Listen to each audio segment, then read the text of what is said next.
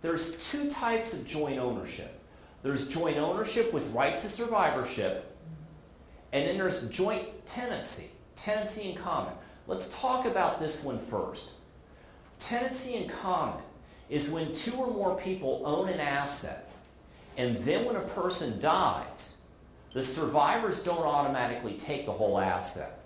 Instead, the decedent's interest goes through probate, and the probate court determines how much of that asset the decedent paid for, and then that portion of the asset goes through the decedent's probate estate.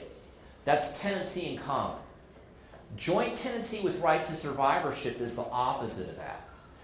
When two or more people own an asset, and the survivors automatically have right to inherit the whole thing, that's joint tenancy with right to survivorship. It is irrelevant who paid for what. All you do is get a death certificate, show it to the proper authority, and then that asset is transferred into the names of the people still living. So at that point, it doesn't matter who paid for what. Now, the good news is joint tenancy with right to survivorship bypasses probate. You don't have a probate proceeding because it bypasses probate. That joint survivor language in the deed or the bank account or the other asset says what to do with this when you die. It says to give it to the survivors. As a result of those instructions, you don't need probate. But here's some problems. It potentially sets up an estate tax problem down the road. And here in about another half hour, we're going to look and see how that can happen.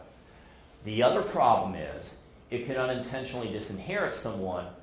And here is my slide on that involving my hypothetical couple, Bob and Sue, who own this house. They have children, and tragically, Sue dies young. And like a lot of single parents, Bob focuses on raising the children, and he does that in this example. He does a good job. Children grow up, they go to college, start their own lives. Bob's alone, and then at that point, he meets a lady named Sylvia. They decide they're going to get married. And Sylvia, like Bob, is in a mixed marriage. Sylvia has her own house.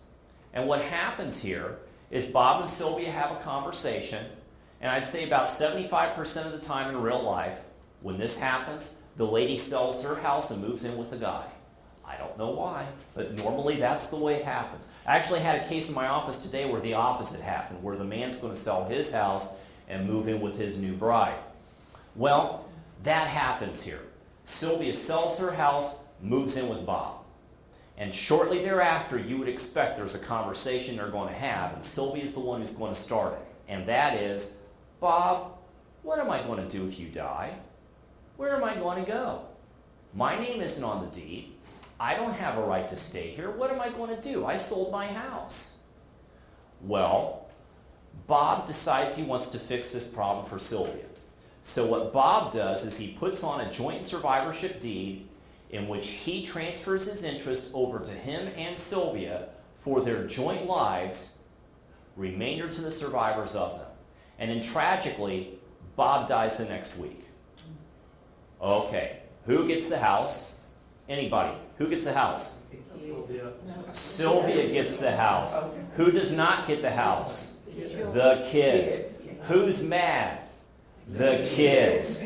Do you want to go to that Christmas dinner? I don't think so. I don't think so. This is the problem with joint survivorship ownership of assets. People have a bad habit of dying in the wrong order. And if that happens here, you can end up disinheriting someone. There's a better way to go about this. It involves a living trust, and we'll discuss how to deal with this here in a little bit.